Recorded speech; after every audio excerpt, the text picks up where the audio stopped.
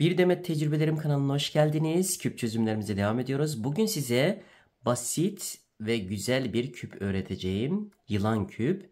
Şöyle şekli gösteriyorum. Bu şekli elde edeceğiz. Neden yılan küp diyoruz? Şöyle açtığımızda bakın dümdüz oluyor. Yılan gibi kıvrıldığı için buna yılan küp diyoruz. Şöyle açıyorum. Evet. İki rengi oluyor. Bunun değişik renkleri var. Bendeki beyaz ve mavi. Bakın mavi, beyaz şeklinde. Şöyle üçgen ve dikdörtgen şeklinde. Evet, bu küpü nasıl yapıyoruz onu anlatacağım. Öncelikle hangi renk üstü istiyorsanız o rengi üstü alacaksınız. Mesela mavi istiyorsanız mavi üstü alacaksınız. Beyaz istiyorsanız beyazı üstü alacaksınız. Önce maviyle yapalım. Maviyle yapacaksak bakın şu küçük kare şeklini evet solumuza alıyoruz. Bakın şu küçük kare şeklini. Şuradaki büyüğü değil. Evet maviyle başlayacaksak mavi. Küçük kareyi solumuza alıyoruz. Burayı sağa ya da sola kıvırıyoruz. Şöyle bakın. Şöyle sola kıvırdım. Bundan sonra bakın şurada bir üçgen oluştu. Bu üçgeni takip edeceğiz. Ve bundan sonraki hareketimiz hep şu olacak. Üçgen dikdörtgen şeklinde gideceğiz. Bakın üçgen dikdörtgen. Ne tarafa doğru gideceğiz? Şu beyaz dikdörtgene doğru gideceğiz. Evet üçgen dikdörtgen. Ne yapmam lazım? Üçgen yapmam lazım. Şu kareyle bakın üçgen yaptım. Evet. Bakın üçgen dikdörtgen üçgen. Şimdi ne yapacağım? Dikdörtgen yapacağım. Şu kareyi oynatacağım. Ne tarafa gidiyorum? Bakın bu tarafa doğru gidiyorum. Dikdörtgen yaptım. Bakın. Sonra ne olacak? Üçgen olacak. Üçgen yaptım. Tekrar dikdörtgen yapıyorum. Şuraya doğru gidiyorum. Bakın dikdörtgen yaptım. Üçgen yaptım. Bakın bu beyazla burayı birleştirdim. Evet. Devam ediyoruz. Nerede kaldık? Üçgende kaldık. Dikdörtgen yaptım. Hangi tarafa gideceğiz? Bakın bu tarafa gideceğiz. Şu beyaz dikdörtgeni takip ediyoruz. Evet, dikdörtgenden sonra üçgen yaptım. Dikdörtgen yaptım. Tekrar üçgen yapıyorum ve birleştiriyorum. Şimdi bakın iki tarafa doğru gidebiliyorum. Üçgende kalmıştık.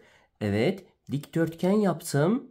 Dikdörtgenden sonra ne yapacağız? Üçgen yapacağız. Herhangi bir tarafa gidebiliyorum bakın. Üçgen yaptık. Üçgenden sonra dikdörtgen yapıyorum. Tekrar üçgen yaptığımda bu tarafla birleştiriyorum. Şimdi ne tarafa gelmem lazım? Sola gelmem lazım. Evet, üçgende kalmıştık. Dikdörtgen yaptım. Üçgen yaptım. Bakın devamında yapıyorum. Tekrar dikdörtgen yapıyorum. Bir üçgen daha yaptığımda burayla birleşiyor. Evet. Üçgende kaldık. Dikdörtgen yaptım. Tekrar üçgen yaptım. Birleştiriyorum. Ne tarafa gitmem lazım? Sağa gitmem lazım. Evet dikdörtgen yaptım. Üçgen yaptım. Birleştirdim. Ve üçgende kalmıştık. Dikdörtgen yaptığımda küpümüzü tamamlıyoruz. Evet. Şimdi bunu bozalım. Bir de beyazdan yapalım. Böylece anlaşılmayan yerler varsa onu da kavramış olursunuz. Evet şöyle tekrar eski formatını çevirdik. Bu sefer beyazdan yapacağımız için beyazı üst tarafa alıyorum. Bakın şu beyaz kareyi başlangıç yeri olarak alıyorum. Bundan sonra ne yapıyorum? Sağa ya da sola kıvırıyorum. Bakın şöyle kıvırdım. Başlangıç yeri üçgenle başladık. Üçgen, dikdörtgen ne tarafa gideceğim? Mavi dikdörtgene doğru gideceğim. Üçgen, dikdörtgen, üçgen yaptım. Evet, üçgenden sonra ne yapmam lazım? Dikdörtgen yaptım. Bakın mavi, şuradaki mavi dikdörtgeni takip ediyorum. Evet, dikdörtgen, üçgen, dikdörtgen, üçgen ve birleştirdim. Evet, üçgenden sonra dikdörtgen ne tarafa gideceğim? Bakın sola gideceğim. Dikdörtgen, üçgen, dikdörtgen, üçgen yaptık, birleştirdik. İki tarafa gidebiliyorum. Üçgende kalmıştık. Dikdörtgene çevirdim. Evet, tekrar üçgen yaptım. Dikdörtgen, üçgen. Evet, bu şekilde birleştirdik. Ne tarafa gideceğiz? Bakın hep mavi dikdörtgene gidiyoruz. Evet. Beyazsa mavi dikdörtgene gidiyoruz. Mavi ise beyaz dikdörtgene gidiyoruz. Beyaz üstü yapacağımız için mavi dikdörtgene gidiyoruz.